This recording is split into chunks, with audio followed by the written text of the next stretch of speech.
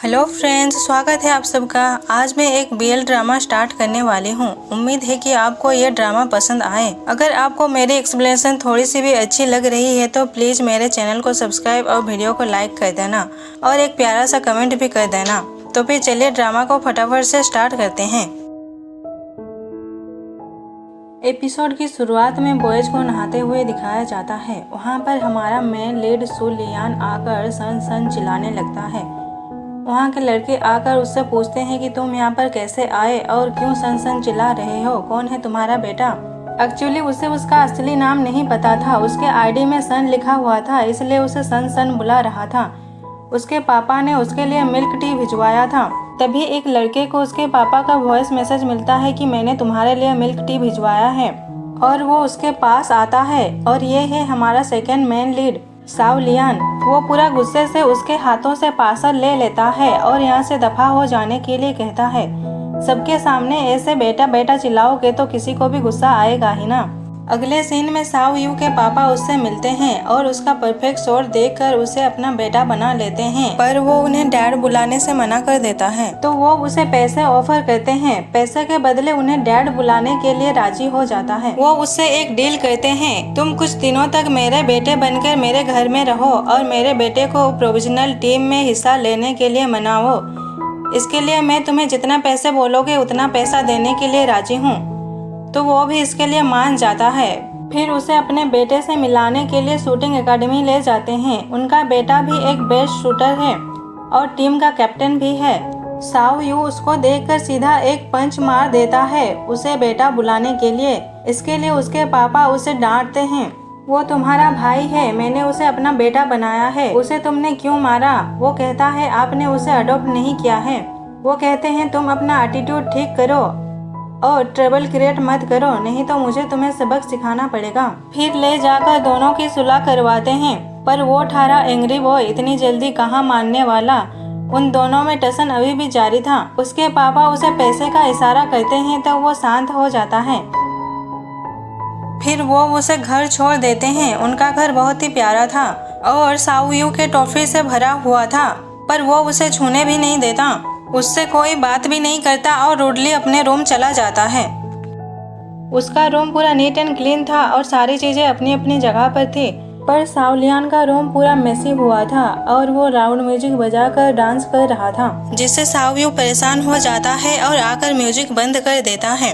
इसको लेकर दोनों में बहस हो जाती है। साव लियान उससे एक बेट लगाता है, मैंने देखा है कि तुम अच्छा शूट करते हो, तो क्यों ना हम दोनों कम्पीट करके देखें कि कौन फास्टेस्ट शूट करता है। और उसे अपने शूटिंग गेम वाले शॉप पर लेके आता है।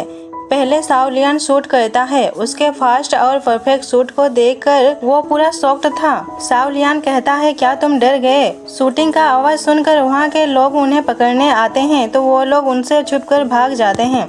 साव यू उससे पूछता है कि क्या तुमने इसकी प्रैक्टिस की है। वो कहता है नहीं नहीं, मैंने कभी इसकी प्रैक्टिस नहीं की, मैं तो यहाँ का मार्केट मैन हूँ। ये सुनकर वो सीधे अपने पापा के पास जाकर पूछता है कि उसने प्रैक्टिस कहाँ से की है। वो कहते हैं कि तुमने देखा ना वो कितना अच्छा शूट करता है, तुम्हें भी अपनी प्रैक्टिस पर ध्यान देना चाहिए। प्रोविजनल टीम कंपटीशन नजदीक आ रहा है, पिछली बार की तरह इस बार भी मुझे डाउन मत कर देना।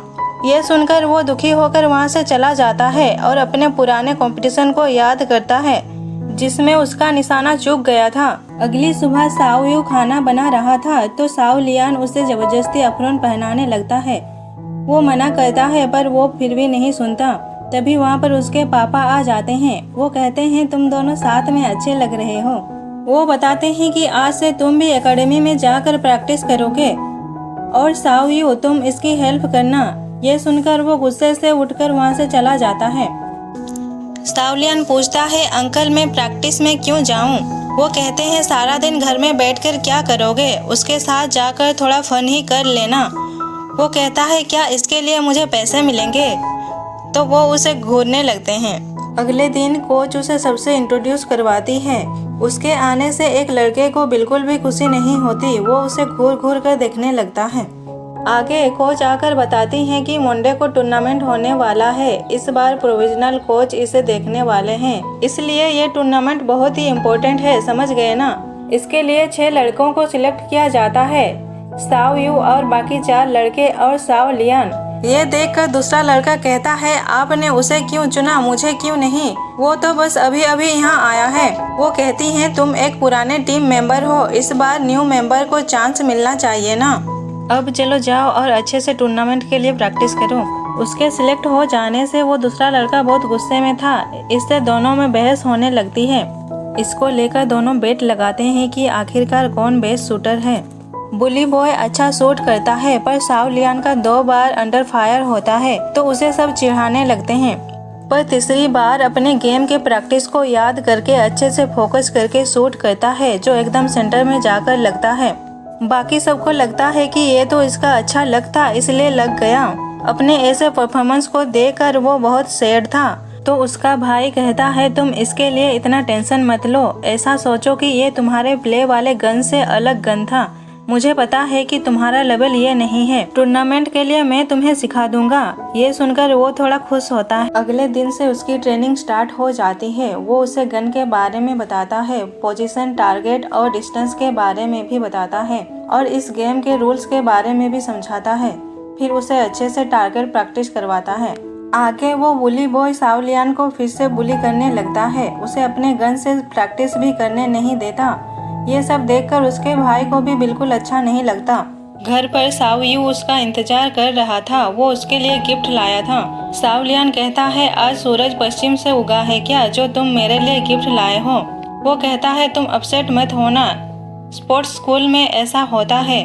पुराने लड़के नए लड़के को ऐसे थोड़ा बुली करते हैं। अब रात बहुत हो गई है, जाओ जाकर सो जाओ। उसे अपने लिए ऐसे फिक्र करता देखकर वो स्माइल करता है। अगले दिन सब टूर्नामेंट के लिए निकल रहे थे। वो बुली बॉय इस बार भी उसे परेशान करने लगता है, उसे बस में चढ़ने ही नहीं देता। पर कैप्टन को आता देखकर साइड हो जाता है। बस में साओ लियान उसके गिफ्ट के लिए थैंक्स कहता है और फिर जबरदस्ती उसका ईयरफोन लेकर लगा लेता है। फिर दोनों एक दूसरे के ऊपर सर रखकर आराम से सो जाते हैं। बस से उतरकर कोच सबसे कहती है कि तैयार हो जाओ 5 स्टार होटल में रहने के लिए। 5 स्टार होटल सुनकर सब खुश हो जाते हैं। साओ लियान कहता है कि तुम लोग तो बहुत ज्यादा रिच हो, यहाँ तक कि 5 स्टार होटल में स्टे करते हो। पर होटल को देखकर सबकी आंखें फटी की फटी रह जाती हैं, क्योंकि ये सिर्फ नाम का 5 स्टार होटल था। आगे दूसरे स्कूल के लड़के साओ यू के बारे में बातें कर रहे थे। इस बार वो किस मुंह से टूर्नामेंट में भाग लिया है। पिछली बार तो उसने किसी और के टारगेट पर ही शूट कर दिया था, पता नहीं इस बार कहाँ शूट करेगा। अपने भाई के बारे में ऐसी ऐसी बातें सुनकर साओ लियान से रहा नहीं जाता और वो पहुंच जाता है उनसे लड़ने के लिए। चला गया था कि तभी वहाँ पर उनकी कोच आ जाती है, जिससे वो लड़के वहाँ से चले जाते हैं। फिर वो अपने रूम आकर सीधे बेड पे जाकर लेट जाता है। साओ यू उससे कहता है कि उठो और अपना व्यवहार ठीक करो, अगर तुम सबसे ऐसे ही लड़ते रहोगे तो हम मैच हार जाएंगे। वो कहता है, अभी तुम मुझसे ये सारी बातें मत करो, अभी मुझे बस नहा कर सोना है। और वैसे भी अगर मैं अपने फॉर्म में आ गया ना तो उन सबको चुटकियों में धूल चटा दूंगा। वो कहता है, मैं इस टीम का कैप्टन हूँ, इसलिए तुम्हें मेरी बात माननी होगी। उनके बातों के बीच ही बाथरूम का पर्दा नीचे गिर जाता है। साओ लियान जो बेचारा नहाने के लिए अपने पूरे कपड़े निकाल चुका था, साओ यू उसे ऐसी हालत में देख लेता है और चुपचाप रूम से निकल जाता है। बाहर उसे वही बुली लड़का मिल जाता है और फिर से उसे पिछली मैच की बातें सुनाकर परेशान करने लगता है। जब वो रूम में आता है तो लियांग उससे कहता है कि मैंने तुम्हें 5 मिनट बाहर रुकने को कहा था ना, तुम इतनी जल्दी क्यों आ गए? वो कहता है, अच्छा ठीक है, अब तुम अपने कपड़े पहन लो, और सोने जाता है। पर उसके बेड में एक कॉकरोच था तो लियांग आकर उसे चप्पल से मार देता है। वो कहता है, तुमने इसे मार दिया? और नहीं तो क्या, इस कॉकरोच का क्या करता? वो कहता है, तो फिर अब मैं कहाँ सोऊंगा?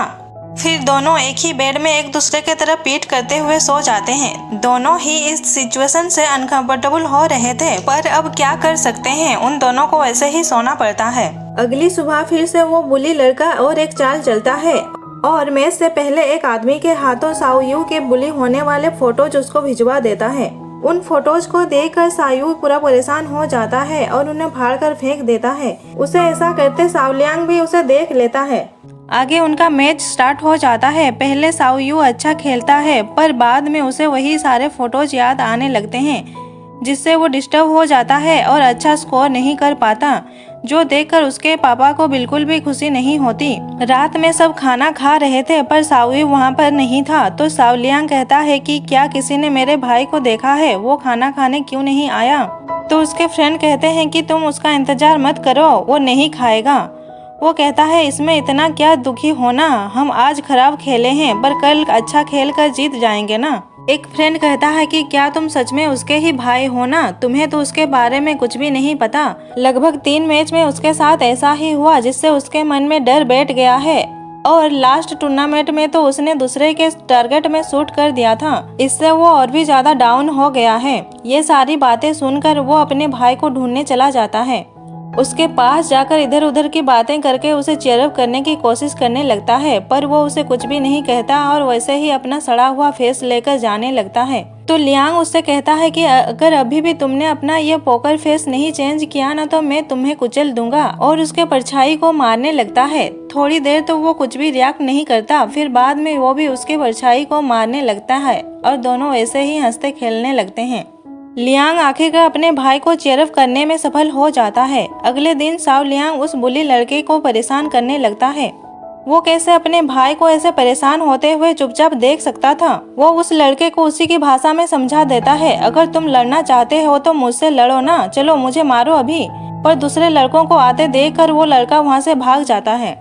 उनका फाइनल मैच स्टार्ट हो जाता है। दोनों टीम में कांटे की टक्कर चल रही थी, पर हमेशा की ही तरह इस बार भी सावयू लास्ट शॉट में कमजोर पड़ने लगता है। उसका डर उसके ऊपर हावी होने लगता है। तो लियांग आकर उससे कहता है कि जैसा तुमने मुझे कहा था याद करो, मैं तुम्हारे साथ हूँ। उसे दूसरों को ऐसे डिस्टर्ब करते देख कर गेम से बाहर निकाल दिया जाता है। कोच उसे डांटने लगती है कि तुमने ऐसा क्यों किया। इधर सावयू उसको और उसके साथ के प्रैक्टिस को याद करके अपने डर को ओवरकम कर लेता है और एकदम परफेक्ट शॉट मारता है, जिससे वो लोग गेम जीत जाते हैं। अगले दिन सावयू प्रैक्टिस कर रहा था।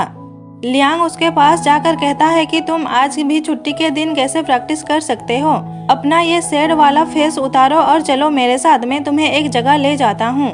वो उसे गेम पार्लर ले आता है। सावयू के लिए ये बहुत बचकाना था, पर वो उसका साथ एंजॉय करता है और दोनों खूब मस्ती करते हैं। शाम को लियांग देखता है कि उसका भाई एक लड़की से मिल रहा है। ये देखकर उसे कुछ ज्यादा खुशी नहीं होती। अगले दिन वो उन दोनों को मिलाने ले जाता है। वो लड़की उसकी बचपन की दोस्त नाना है, जो अभी अभी फ्रांस से आई है। उन दोनों को ऐसे खुशी खुशी बात करते देखकर लियांग पूरा जल भुन जाता है। उसके लिप्स में खाना लग गया था, तो सावलियो उसे पास आकर उसके लिप्स को पोंछ देता है। नाना दोनों को देखने लगती है तो वो उसे अच्छे से खाने के लिए कहता है। रात में लियांग उससे पूछता है कि आप दोनों बचपन के फ्रेंड्स हैं ना, तो एक दूसरे के बारे में सब कुछ जानते होगे। वो कहता है तुम ये सब क्यों सोच रहे हो। लियांग कहता है आज तुम कुछ बदले बदले लग रहे हो, कुछ हुआ है क्या। तभी नाना उसे बुलाने लगती है। वो भी अब उन्हीं के साथ ही रहने वाली थी, क्योंकि उसकी फैमिली फ्रांस में रहती है और वो यहाँ अकेले कहाँ रहती। सावयू उसकी अनपैकिंग करने में हेल्प कराता है। रात में नाना अपने अंकल को कॉल करके सावलियांग की पूरी कुंडली निकालने के लिए कहती है, क्योंकि उसे उस पर बिल्कुल भी यकीन नहीं आ रहा था। इतने में भी उसे चैन नहीं मिलता, तो सवेरे साव अंकल से मिलकर भी उनसे पूछताछ करने लगती है कि सावलियांग आपको कैसे मिला और उसकी माँ कौन है वगैरह वगैरह। अंकल उसे कहते हैं कि तुम इसके बारे में इतना मत सोचो, वो मेरा ही बेटा है और वो बहुत ही अच्छा है, मुझे उस पर पूरा विश्वास है। आके वो खुद जाकर उस पर नजर रखने लगती है। उसका अंकल बताता है कि मैंने इसके बारे में पता किया है, वो एक अनाथ आश्रम में पला बड़ा है और साव अंकल के बहुत करीब है, पर उनका बेटा नहीं है। लियांग के वहाँ से जाने के बाद वो जाकर उसके अंकल से मिलती है और अपना परिचय अंकल साव का आदमी बताती है। उसे पता चल जाता है कि साव लियांग भाड़े पर उनका बेटा होने का नाटक कर रहा है, तो वो सावयू को कॉल करके मिलने बुलाती है और उसे बताने लगती है कि तुम्हारा भाई फेक है, कि तभी उसके सामने लियांग आकर खड़ा हो जाता है। वो उससे कहती है कि तुम्हारी चोरी पकड़ी गई है, अगर तुम अभी यहाँ से दफा नहीं हुए तो मैं जाकर सावयू को सब कुछ सच सच बता दूंगी। लियांग कुछ सोचकर ठीक है कहता है और बहाने से उसका फोन मांग कर सावयू को कॉल करके उसे पिक करने के लिए बुलाता है और उसका नंबर भी डिलीट कर देता है। जिससे नाना को उस पर बिल्कुल भी शक नहीं होता। उसके जाने के बाद वो अपने आप को मारकर जख्मी कर लेता है। सावयू परेशान होकर उसके पास आता है और उसे पूछने लगता है कि क्या हुआ है तुम्हारे साथ, किसी से लड़ाई की है क्या? तो वो अपनी बनी बनाई सैड स्टोरी सुनाने लगता है। मेरा बचपन बहुत मुश्किल भरा था। अनाथ आश्रम के बच्चे मुझे हमेशा परेशान किया करते थे, पर जब से मैं डैड और तुमसे मिला हूँ मेरी लाइफ बेहतरीन हो गई है। पर अब भी वो लोग मुझे हमेशा परेशान करते हैं, मुझे डरा धमका कर पैसे मांगते हैं। पर आज जब मैंने उन्हें पैसे देने से मना कर दिया तो वो मुझे पीटने लगे कि तभी नाना आकर मुझे बचा लाई है। पर उसे गलतफहमी हो गई है कि मैं फ्रॉड हूँ, मैं तुम्हारा कुछ बिगाड़ने यहाँ आया हूँ। पर मैं तो तुम्हारा भाई हूँ ना, मैं तुम्हारा बुरा कैसे सोच सकता हूँ। सावयू भी उसकी बातों में आ जाता है। ये देखकर वो बहुत ही ज्यादा खुश होने लगता है। जब वो घर आता है तो नाना उसे देखकर कहती है कि क्या तुम आ गए, मैं तुम्हें उस वक्त पूरी बात नहीं बता पाई, वो सावलियांग है ना। इतना कहते ही वो उसके पीछे से बाहर निकल आता है। ये देखकर वो उस पर भड़कने लगती है, ये फ्रॉड है, ये तुम्हारा असली भाई नहीं है। लियांग नाटक करते हुए कहता है कि देखा मैंने कहा था ना, अब मुझे यहाँ नहीं रहना चाहिए, बोलकर जाने लगता है। पर सावयू उसे रोक लेता है और कहता है अब इस बहस को यहीं पर बंद करो, ये मेरा ही भाई है, मैं बहुत ही ज्यादा थक गया हूँ और सोने जा रहा हूँ, कहकर चला जाता है। उसके जाने के बाद लियांग उसे चिढ़ाने लगता है।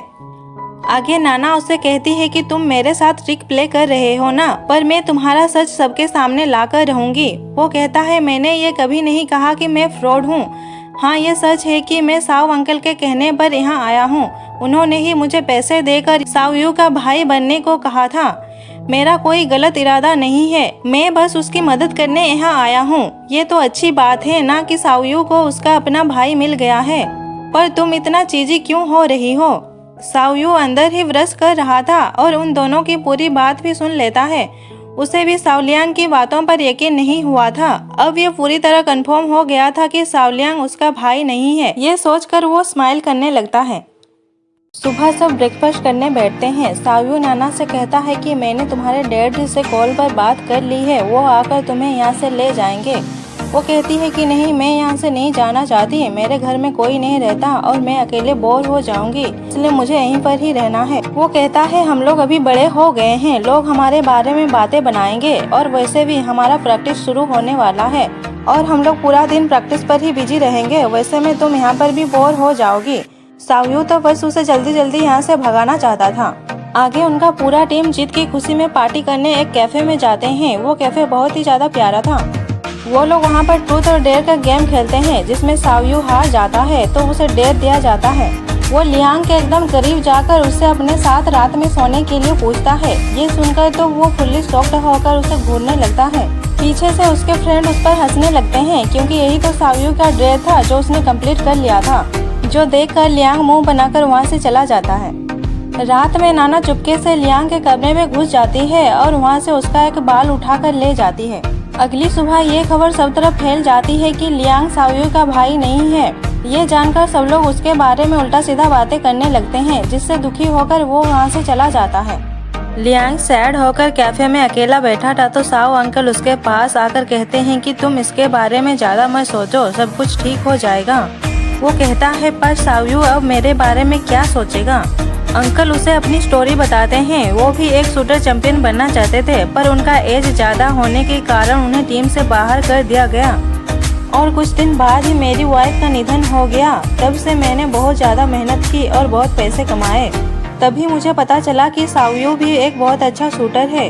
वो एक दिन फर्स्ट प्राइज जीत कर आया और कहने लगा कि मुझे शूटिंग चैंपियन बनना है, पर बाद में उसने मुझे बहुत निराश किया अपनी डर की वजह से। वो कहता है क्या आपने उससे कभी पूछा है कि उसे क्या बनना है?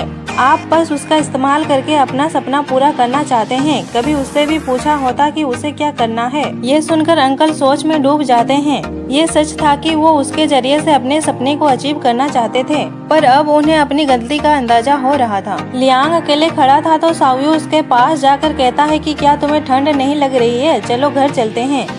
वो कहता है मैंने तुम्हें धोखा दिया है और तुम्हारे पापा से पैसे लिए हैं, फिर भी तुम मुझे घर चलने बोल रहे हो। पर वो कुछ नहीं सुनता और उसे घर चलने के लिए कहता है। दोनों बस से घर जाने लगते हैं तो लियांग उसे पूछता है कि तुम मुझसे गुस्सा नहीं हो क्या? वो कहता है एक्चुअली मुझे इसके बारे में बहुत पहले ही पता चल गया था। लियांग कहता है तो फिर तुमने मुझे कुछ बताया क्यों नहीं? तुम मजबूरी में ये सब कर रहे थे, तुम्हारे अंकल के लिए पैसे चाहिए थे ना। रात में सावयू को उसके पापा वॉइस मैसेज करते हैं कि अब ये तुम्हारे ऊपर है कि सावलियांग उस घर में रहेगा या फिर नहीं। अब वो भी समझ गए थे कि वो अपने बेटे के साथ ठीक नहीं कर रहे, इसलिए उससे अपने किए की माफी मांग लेते हैं। अगली सुबह जिम में लियांग सावयू के वीडियो देख रहा था, तभी उसे एक आइडिया आता है उसके डर को दूर भगाने का। वो कहता है तुम्हें रेकलेस होना होगा, बिल्कुल मेरी तरह। और वो उस काम में लग जाता है, उसे पूरा अपने जैसा बनाने में, ताकि उसका डर दूर हो सके। बहुत सारे गेम्स खेलते हैं, लड़ते झगड़ते हैं और किसी बात की कोई चिंता नहीं करते। लियांग उससे पूछता है कि क्या कोई बदलाव आया है मेरे तरीके में? वो कहता है हाँ थोड़ा सा, और उस पर पानी का छींटा मारता है। दोनों ऐसे खेलते खेलते बहुत ही ज्यादा करीब आ जाते हैं, जिससे दोनों ही ऑकवर्ड हो जाते हैं और जल्दी से अलग हो जाते हैं। अगले दिन सब प्रैक्टिस कर रहे थे। सावयू के शॉट्स को देखकर उसके फ्रेंड्स कहते हैं कि अब तो कैप्टन की स्किल्स और भी ज्यादा बेहतर हो गई है, लगता है कि अब उनका डर खत्म हो गया है। कोच कहती है मैंने सावयू के डर को दूर करने के लिए 2 साल तक उस पर काम किया, पर कुछ भी हासिल नहीं हुआ। पर आपको पता था कि उसे क्या चाहिए? अंकल साव कहते हैं वो मेरा बेटा है, मैं उसके बारे में सब कुछ जानता हूँ, पर यह सब लियांग की वजह से ही हुआ है, उसके बिना हम ये कभी नहीं कर पाते। तभी शो में एक न्यू लड़के की एंट्री होती है। ये सावयू का सीनियर है और उससे बहुत ही ज्यादा क्लोज भी है। सावयू उसको देख के बहुत ही ज्यादा खुश हो जाता है। उन दोनों को साथ में ऐसे हंसते मुस्कुराते बात करते हुए पीछे से लियांग छुप छुप कर देख रहा था। बेचारे को जेलसी हो रही थी कि उसका भाई अब किसी और के साथ है। रात में लियांग उसका इंतजार करते करते थक जाता है, पर वो तो अपने पुराने दोस्तों के साथ पार्टी करने में बिजी था। देर रात नशे में धुत होकर घर वापस आता है और उससे कहता है कि फिर तुम्हें कुछ बताना है, मैं कल सीनियर के साथ प्रोविजनल टीम में जा रहा हूँ। सीनियर मुझे अपने साथ ले जा रहे हैं, वो मेरे बारे में बहुत ज्यादा सोचते हैं। ये सुनकर लियांग और भी ज्यादा जेलस हो जाता है और वहाँ से सोने चला जाता है। अगली सुबह सावयू लियांग का डोर नॉक करता है, पर बहुत देर तक वो नहीं खोलता तो अंदर जाकर देखता है, पर वो वहाँ पर नहीं था। लियांग वहाँ से जा चुका था। वो उसे हर जगह ढूंढता है, उसे कॉल भी लगाता है, पर उसका फोन ऑफ जाता है। लियांग अपने शॉप पर वापस आ गया था, पर वो पहले जैसा खुश बिल्कुल भी नहीं था। वो अपने और अंकल साव की बातों को याद करता है। वो उससे कहते हैं कि अब सावयू प्रोविजनल टीम के लिए जा रहा है। मैंने तुम दोनों को देखा है, पर मैं तुमसे पूछता हूँ क्या तुम उसे पसंद करते हो? पर वो कुछ बोल नहीं पाता। दूसरे तरफ सावयू अपने सीनियर के साथ निकल चुका था, पर वो अपने ड्रीम के करीब जाते हुए भी खुश नहीं लग रहा था। वो बस लियांग के बारे में ही सोच रहा था। इधर लियांग का भी वही हाल हो रहा था, उसका किसी भी काम पर बिल्कुल भी मन नहीं लग रहा था। तभी उसके स्टोर में सावयू आता है और उसे एक राउंड के लिए पूछता है। सावयू सीनियर के साथ प्रोविजनल टीम में नहीं गया था, तो वो उससे पूछता है कि तुम वापस क्यों आए? वो कहता है कि मैं अपने दम पर टीम पर शामिल होना चाहता हूँ, ना कि किसी के सपोर्ट से। और एक बात, मैं तुम्हें भी वहाँ पर साइन अप करवाना चाहता हूँ, जहाँ तुम अपनी असली पहचान के साथ मेरे साथ कम्पीट करोगे। वो उससे कहता है कि तुम्हें क्या पता हम अपनी लाइफ कैसे जीते हैं। मैं दिन में कितने ही पार्ट टाइम जॉब करता हूँ, कितने ही शिफ्ट्स में काम करता हूँ, तब जाकर हमारा गुजारा होता है। और तुम चाहते हो कि मैं जाकर गेम खेलूं, ऐसे में हमारा गुजारा कैसे होगा? सावयू कहता है कि तुमने कहा कि मैं तुम्हें नहीं समझता, पर क्या तुम मुझे समझते हो? बचपन में ही पापा ने मुझे टीम पर दाखिला दिला दिया था, तब मैं बहुत ही ज्यादा छोटा और कमजोर था। वहाँ के बच्चे मुझे हमेशा परेशान किया करते थे। इन सब से बचने के लिए ही मैंने कड़ी मेहनत की और शूटिंग में बेहतर हो गया। इससे लोगों का नजरिया भी मेरे लिए बदलने लगा। ये देखकर मुझे बहुत खुशी होती थी। मुझे लग रहा था कि लोग मुझे पसंद करते हैं, इसलिए मैं खुश हूँ। पर ऐसा बिल्कुल भी नहीं था। मुझे शूटिंग पसंद थी, इसलिए मैं खुश होता था। पर तुम मुझे बताओ कि आज तक तुम्हें सबसे ज्यादा क्या करने में खुशी मिलती है? इसके बारे में अच्छे से सोचना और फिर आकर मुझे बताना। अगले दिन वो इसी सोच में गुम था। उसका ध्यान काम पर बिल्कुल भी नहीं था। अगले कुछ दिनों तक दोनों का हाल ऐसा ही रहता है। दोनों ही एक दूसरे के यादों में खोए रहते हैं। आगे प्रोविजनल टीम के सिलेक्शन का दिन आता है। सब लोग सावयू को बेस्ट ऑफ लक विश कर रहे थे, पर उसकी निगाहें तो सिर्फ लियांग को ही ढूंढ रही थी कि तब भी लियांग भी वहाँ आ जाता है। उसे देखकर सायू बहुत ही ज़्यादा हैप्पी हो जाता है। उसके बाद टीम सिलेक्शन कंपटीशन स्टार्ट हो जाता है और दोनों ही बहुत ही बेहतरीन परफॉर्मेंस करते हैं, जिससे दोनों ही टीम के लिए सिलेक्ट हो जाते हैं। लास्ट सीन में उन दोनों को साथ में खुशी खुशी प्रोफेशनल टीम के लिए जाते हुए दिखाया जाता है और यहीं पर ही हमारा ये प्यारा सा ड्रामा एंड हो जाता है। मुझसे जुड़े रहने के लिए आपका बहुत बहुत धन्यवाद।